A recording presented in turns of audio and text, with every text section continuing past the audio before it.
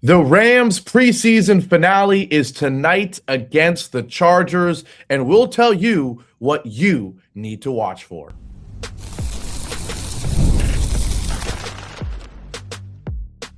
You are Locked On Rams, your daily Los Angeles Rams podcast, part of the Locked On Podcast Network, your team every day.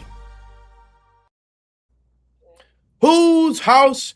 Rams house. What is going on, Ramley? And welcome back to the Locked On Rams podcast. It's free and available wherever you get podcasts and, of course, on YouTube. Like, comment, and subscribe. And it's all a part of the Locked On Podcast Network, your team every day. You know who the heck he is. He's the people's champ, Travis Rogers, and I'm Gavin Carlson. Great show for you guys today, as always. We'll talk about a few members of the media, including Micah Parsons, casting some doubt on the Rams as Super Bowl favorites. We'll get to Davante Adams because he has been balling out in practice. But, of course, we'll start by talking about the preseason finale tonight against the Chargers and the players, the names you need to look out for going into the roster cut deadline on Sunday.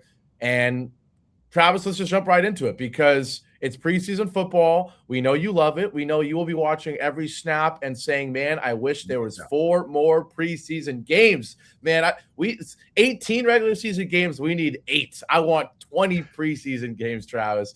But in all seriousness, we know that a lot of people are not going to be playing today for the Rams. What is interesting, though, Travis, I don't know how much you saw this, but it sounds like Harbaugh is actually planning to play a decent amount of Charger starters, which is crazy to me. I guess it's him just being an old school, head coach who does things differently. But I'm good personally. I like my new age coach who's going to say, hey, Puka, Matthew Stafford, go sit your butt down and watch these guys try to play to make the squad. But we'll get to sort of the names of guys who, of course, are going to be the most important for this. But are there any other things that you watch for in the final preseason game? I know you talk about being proud of the Rams for always coming out well coached and for the operation being clean. I assume you still care about that.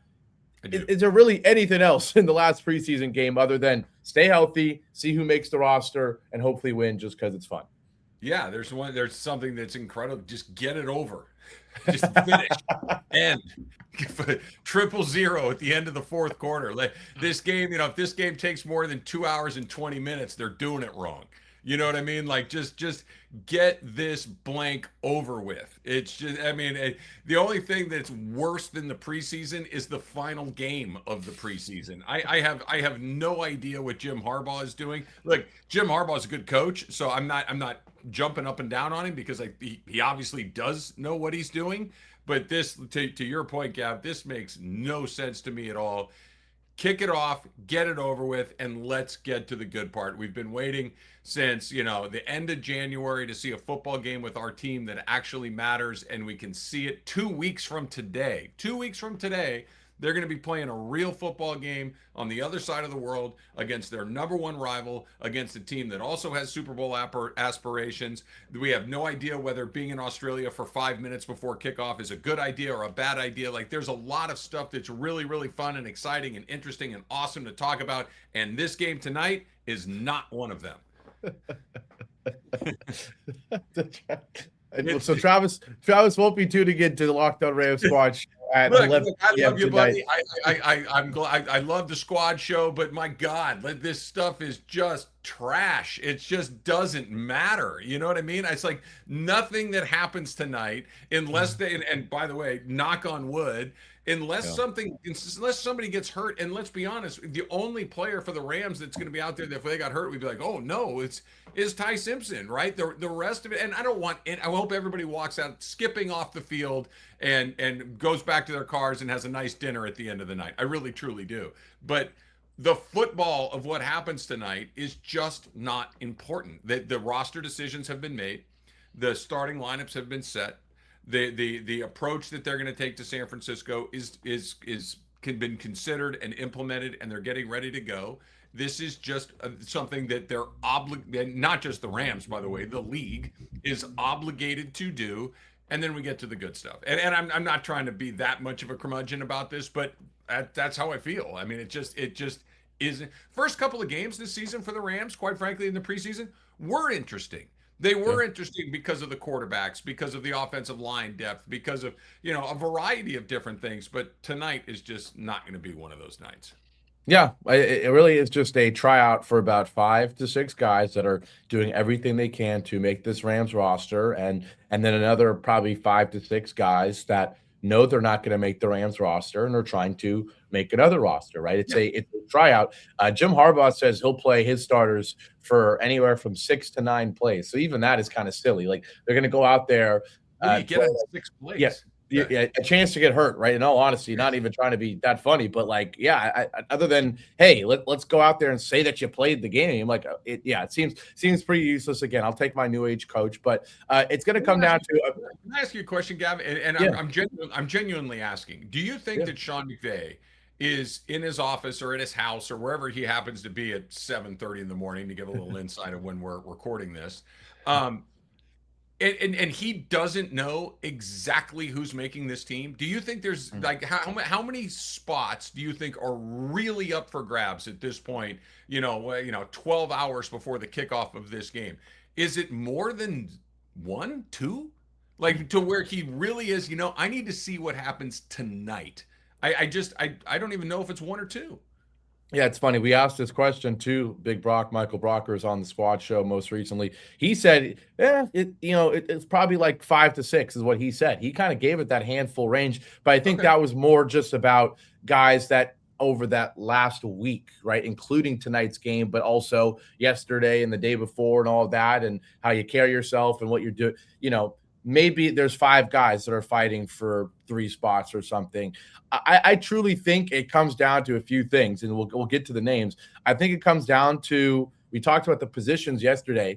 I think the Rams want to find a way to keep Wesley Bailey on the roster. He's been too good, and I get it. It's not the most important position of need for the Rams at all, but it's one of the most important positions in football, is having a pass rusher who can get after the quarterback, can be effective in the run game defensively, and Wesley Bailey has done that. I think it's a matter of, can we keep him on the roster without having to get rid of a guy like a Cam Lampkin, who has had a great camp and is at another important position in the secondary and all of that, and expects to have a bit of a role on special teams. I really think it comes down to like picking between one of those 2 guys for 1 spot, and then picking between like a Jarquez Hunter or another one of these extra linemen for another spot. I don't think, Travis, that Sean McVay is sitting there going, I've got these 3 corners and I don't know which one of the 3 I'm keeping. Or, I got these 3 linemen and I don't know which one. He has his rankings. He has his pecking order. I think maybe, he's a football coach. Maybe he's going to go out there and he's human. He's going to see a corner get burned and go, yep, that's why I need 1 more corner, just in case. We can't have another thing like last year where our secondary is getting torched. Or maybe he sits and watches the Chargers' 8th string quarterback tonight in the 4th quarter, sit in the pocket for too long and goes, you know what?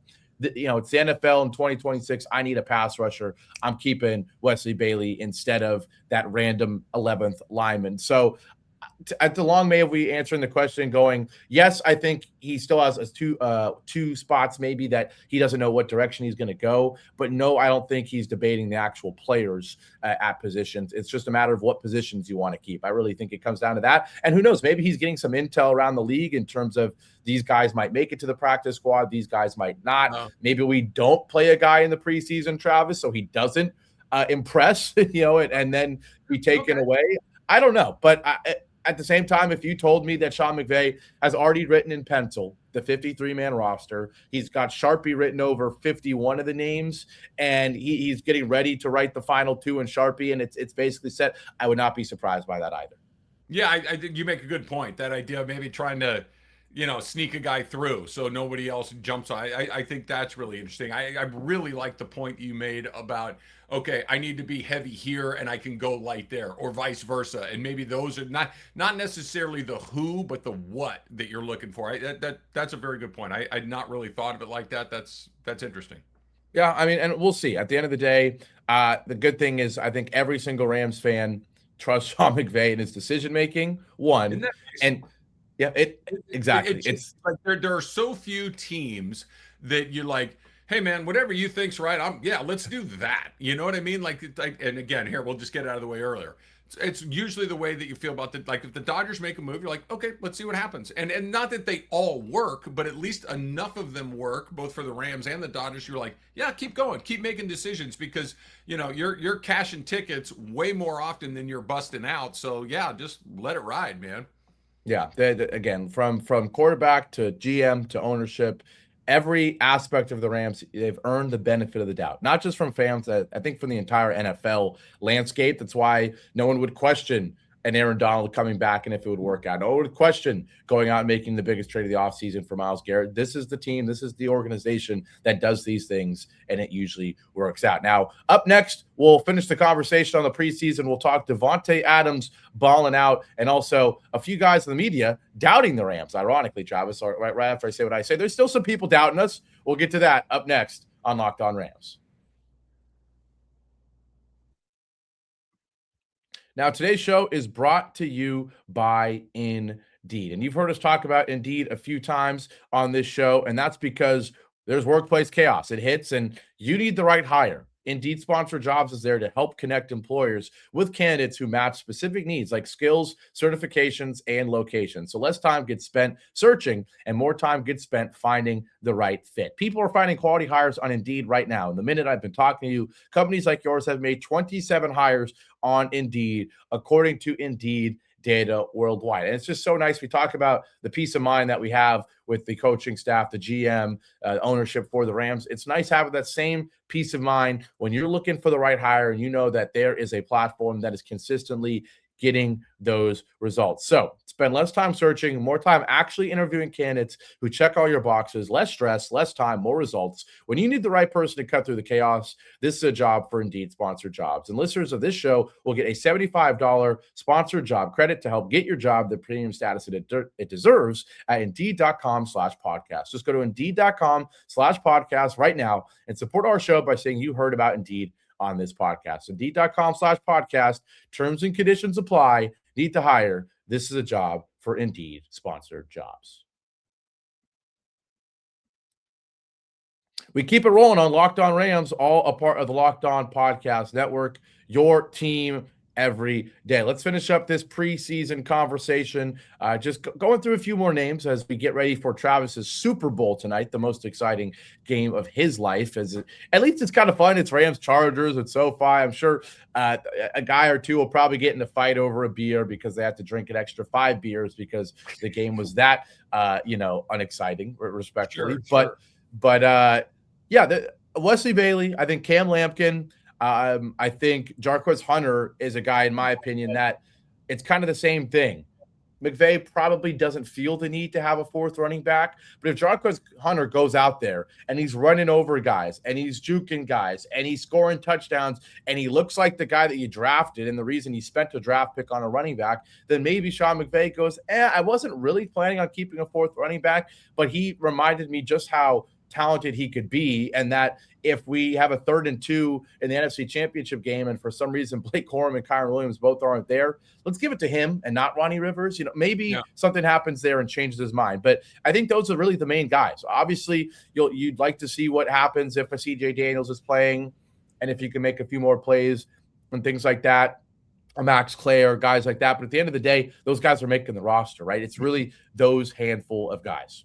I think if you're on the field tonight, you should, with the exception of Ty Simpson, you should be very worried about your future on the Rams roster. Not necessarily in the league, because like you said, Gavin, and I agree with you, there are 31 other teams out there that would love to get their hands on some of these guys that the Rams have that are not going to make the Rams.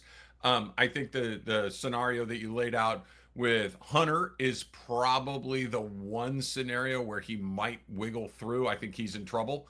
I wouldn't bet my house on it, but I think that when you just kind of look at the numbers that we know, we talked about it yesterday, that's why you got to be an everydayer on Locked On Rams, that Ronnie Rivers is very likely to make this team. Sean McVay loves Ronnie Rivers. So I think that he's really, really good. Jarquez Hunter doesn't play special teams. So this is, another thing that you got to be able to do multiple things if you're going to be a depth piece, and Hunter really doesn't check that box. So if he goes out there and puts together a performance where it's like, whoa, dude, that was amazing, maybe he wiggles through, but something short of that, I think that, he may be on a different team before too long. But I guess you're right, and I guess that we can't read Sean McVay's mind. Maybe he is thinking differently than you and I and people that are looking at this roster are thinking. But I think he's gonna have a tough putt to make this team.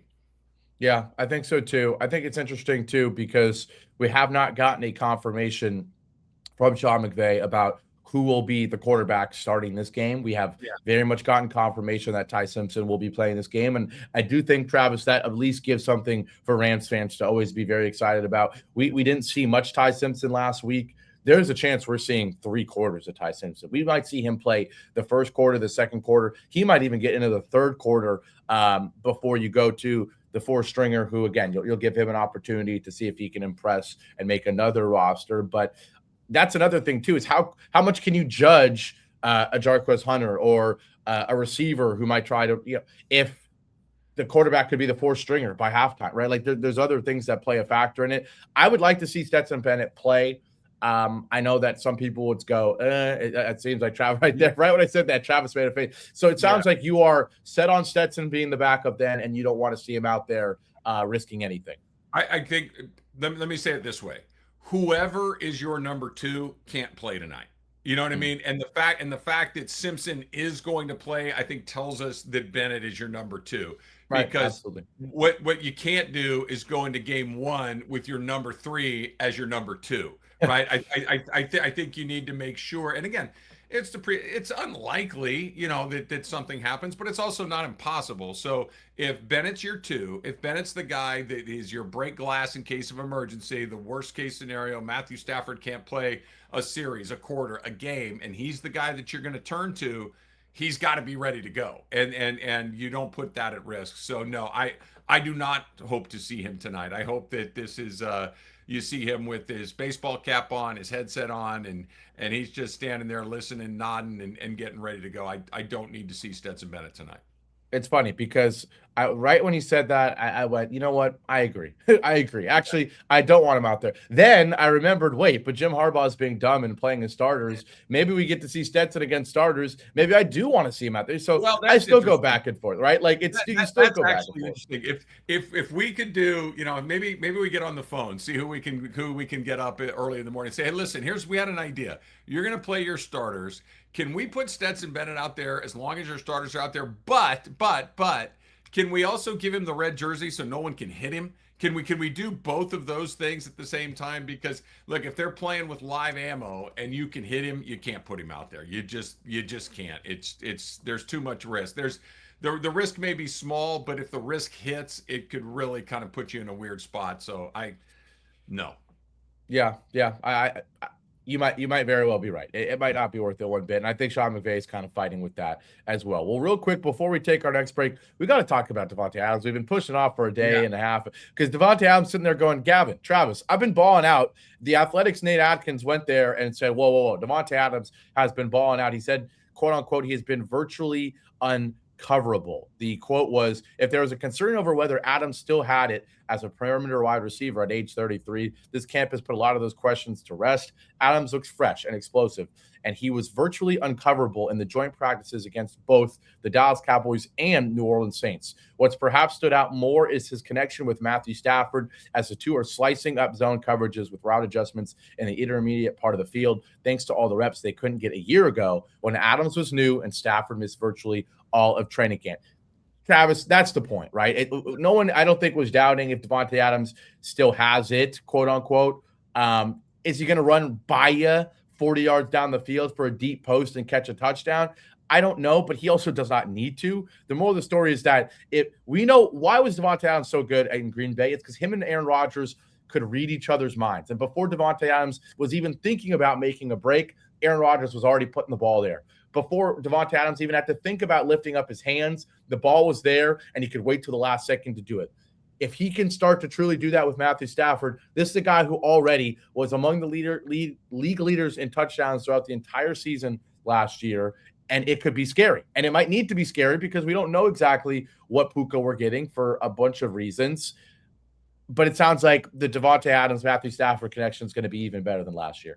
I think the longer a receiver is with Matthew Stafford, the better they get, right? Even a player like Devontae Adams, who's already a great player, who's already incredibly experienced. And by the way, they were really good together last year, but I expect it to be better this year just because of all of the reasons that you just laid out. The more reps that you get, the more likely it is that they're going to be able to take their games to another level. I also like what you said about Puka. That, yeah, look, maybe Puka's not 100, but Puka on the field, I have to pay attention to him. You have to pay attention to Puka Nacua, even if he's something less than 100%, and we don't know that he is, but let's just assume for the sake of this conversation that he's, a 90% of Puka. Okay, that's still a huge problem. I need to pay attention there. So that means that a player like Devontae Adams is going to get many, many, many opportunities. And Matthew Stafford knows how to get guys open. He knows how to manipulate defenses. He knows how to do all of these things. So, and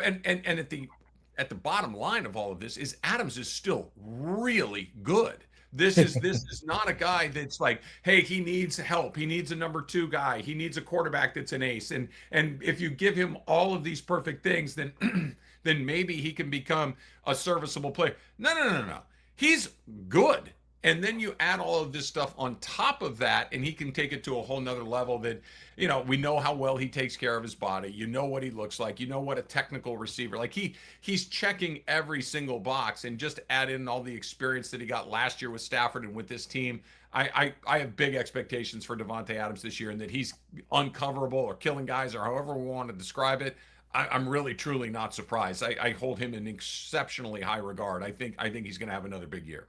Yeah, huge opportunity too, because we still don't know who the wide receiver 3 is, like you're saying. We still don't know if Terrence Ferguson's going to be the red zone threat. But until then, Devontae Adams is still going to get a bunch of red zone targets. And when Puka Nacua didn't play, he had 3 touchdowns. All right, so that tells you all you need to know about how Matthew Stafford feels about getting him the ball in big moments. Now, up next, we'll talk about some doubters that recently just popped out of nowhere in the last day. A couple different guys doubting the Rams as the top dog in multiple categories. We'll get to that. We'll prove them wrong on Locked On Rams. That's up next.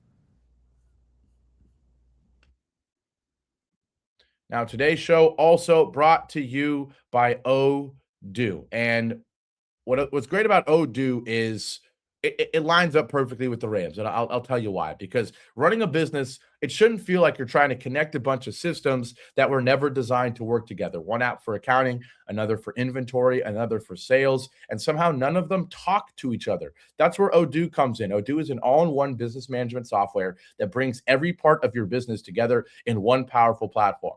From sales and accounting to inventory and marketing, everything works in one place.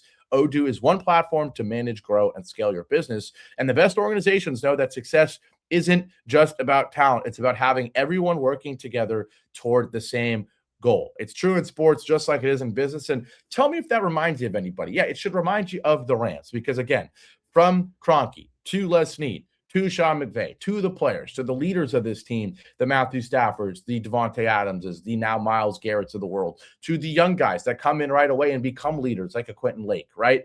It's all about everyone working together for the same goal. It's true in sports, it's true in business, and it's true when you've got Odoo. Great operations win great organizations win because operations matter. And that's why you should get Odoo. Odoo is one platform to manage, grow, and scale your business. Try for free today at odoo.com/lockedon. That's odoo.com/lockedon.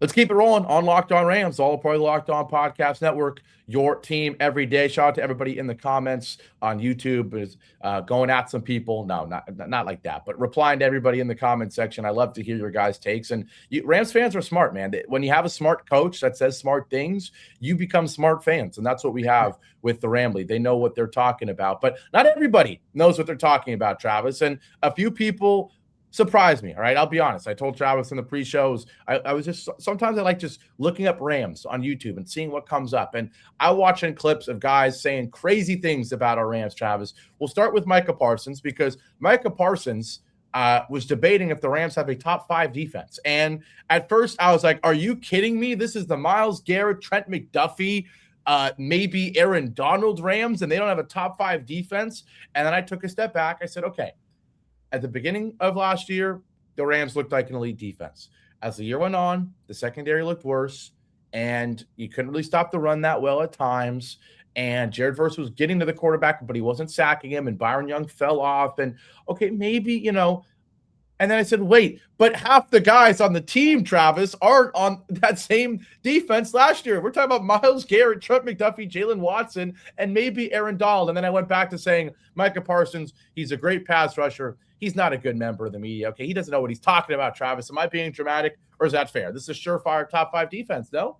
He's either a not a good member of the media, or he knows exactly what he's doing. It's one or the other, right? Because a lot of this is just saying stuff that makes people go, what?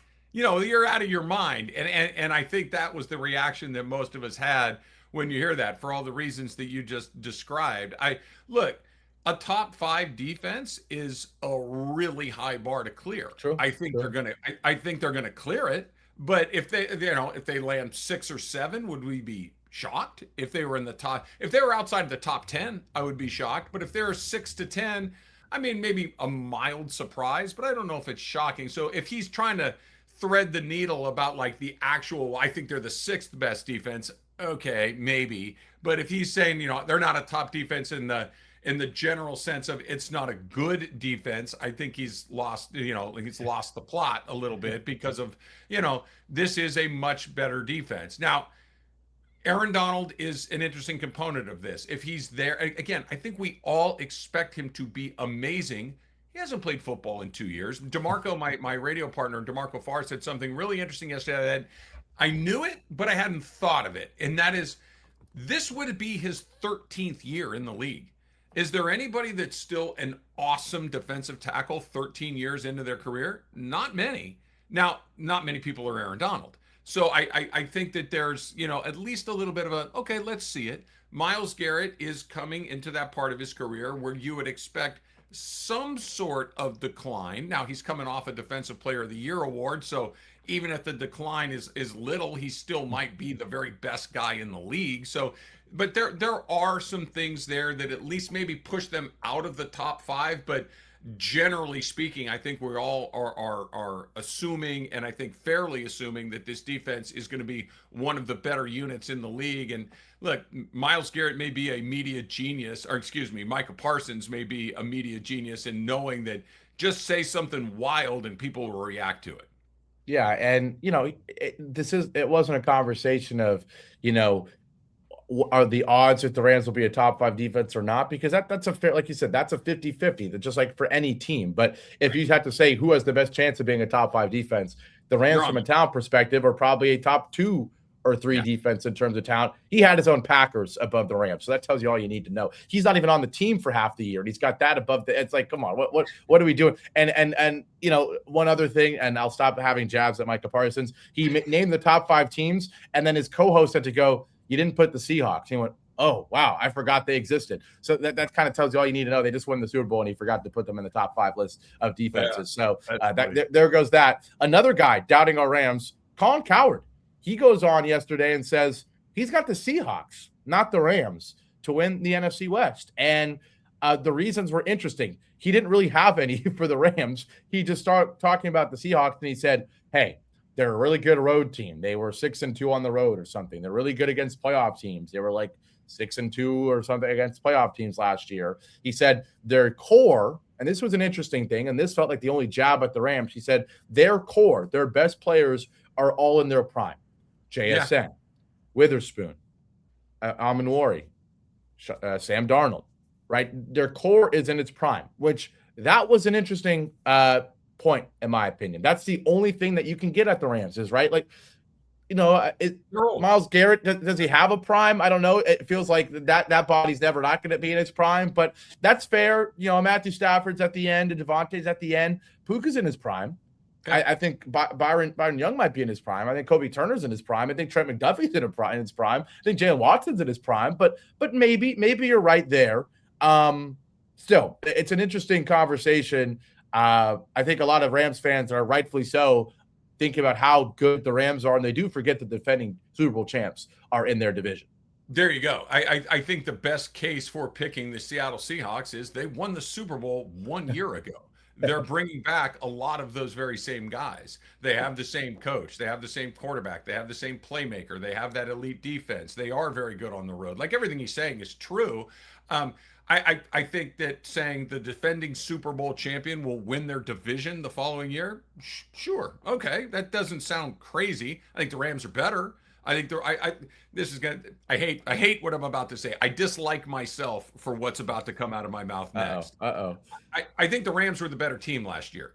Now that's stupid because they played 3 times and the Seahawks won 2 of them, so they were the better team. I get it; they won the Super Bowl, and I always kind of resort to you guys played 3 times. This team won twice. This team won 1. Don't tell me the other team's the better team. I actually believe it to be true in this case. But I don't think quite frankly, I don't think picking the 49ers to win the division is a wild take. I disagree, but I don't think it's a wild take. I know until I hear somebody say Arizona's the best team in the division, I'm at least going to listen to the reasons behind it. So yeah, I mean, look, I would pick the Rams. I think that they're the best offense in the division. I think they're the best defense in the division. I think they got the best coach in the division. I think they've got the most experience in the division. So all of these things stack up to be the best team in the division, but picking the Super Bowl champs isn't nuts. Yeah, no, it definitely isn't. And that's why we went from craziest take to reasonable take to the correct take from our boy Rich Eisen, who I don't know if you've seen. He has a series he calls 4 Downs, where he kind of does the 4 downsides of every team. And he just came out and said, like, look, man, this is going to be a rough list because it's the Rams. I got nothing. All right. He's like, number 1 was, is he back yet? Aaron Donald, right? Like, yeah, that's probably the biggest question.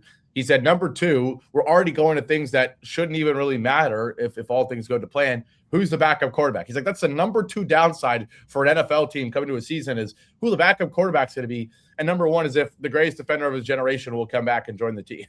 He's like, this is ridiculous, right? I don't even remember what his number 3 was. Oh yeah, he's like, this applies to all 32 teams. How healthy can the Rams stay? He's like, I mean, I'm just searching for things. And then he even made a joke. He said, number 4 is Aaron Donald coming back? Like he's like, like the same. It's right.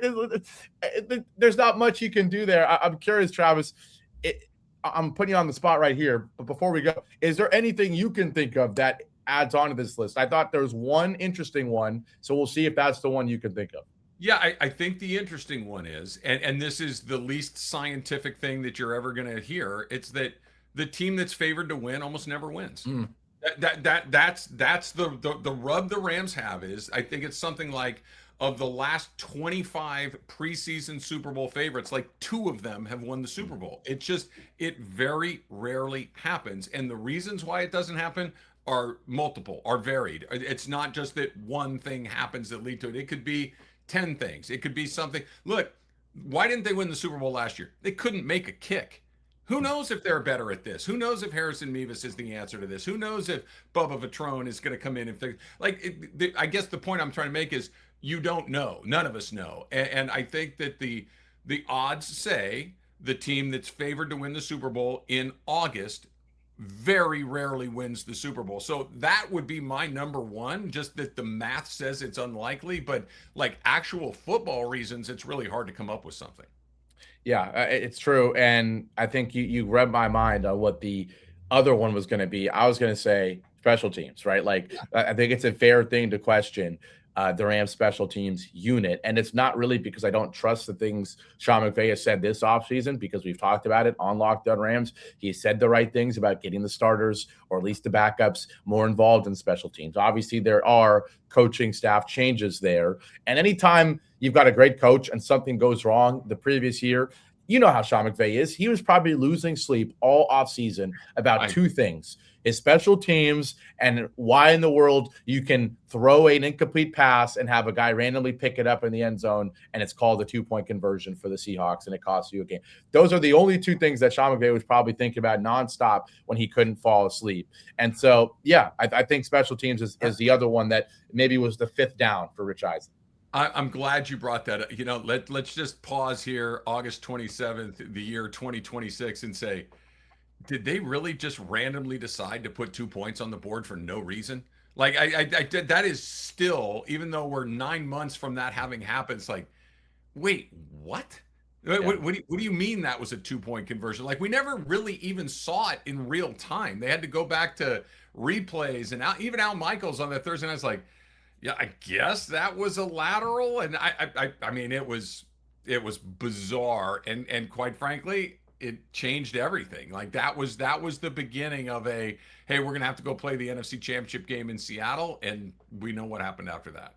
Yeah, I think it kind of had its moment, and then no one talked about it other than Rams fans and probably Seahawks fans a little bit. But it should be. I mean, I don't even know if I want it to be because it's like you said, you made me angry now. I'm going to be driving to work now, screaming at people because I'm thinking about that play again. But it should go down just like the Tuck rule or anything like that as one of these moments in the NFL that you're like, what are we doing? This does not make sense, and it costs the team maybe a Super Bowl. I think you really could talk about it that way. I think that's fair, and I think that's right. And look, the one thing that makes me go, okay, is maybe this is the football universe saying that Nickel Roby Coleman hit against the Saints in the NFC. Like, guys, we owe you one. Here you go. Okay, all right, got it. Yeah. I understand. Yep. I got some relatives in New Orleans actually, and they would tell me that as well. So, and our boy Ross Jackson, he might agree, might agree as well. It could have gone either way, Gavin. You can't get them all right. Exactly. Come on, these are just yeah. I love it. But in all seriousness, let's hope there's nothing like that this year because if all goes to plan, if everybody, let's guarantee health for everybody. All right, that's how generous I am, Travis. I want every single player on every single team to stay healthy. Why? Because if that's the case, if there aren't any BS calls, the Rams have the best chance to win the Super Bowl and get another one of these. So we'll see what happens tonight. We'll see. I don't think anyone on the field is going to make a difference in terms of the quest to win a Super Bowl for the Rams, but you never know. We'll see what happens. We'll at least get to watch Ty Simpson, and you can check us out live right after the game right here on this YouTube channel. Myself, Rob Bushka, Big Michael Brockers, live after the game on the Locked On Rams Squad Show. But for now, the People's Champ, Travis Rogers. I'm Gavin Carlson. Thanks for making Locked On Rams your first listen each and every day. For your second listen on video, we take you to the first ever 24/7 sports NFL channel. And on audio, check out Locked On Fantasy Football with Fabs and Marcus for your second listen. I don't know if I'll be able to hear from Travis tomorrow. He'll be too fired up after watching tonight's game, baby. Whose house? Rams house. Locked On Rams signing off. We'll see you tomorrow. Take care.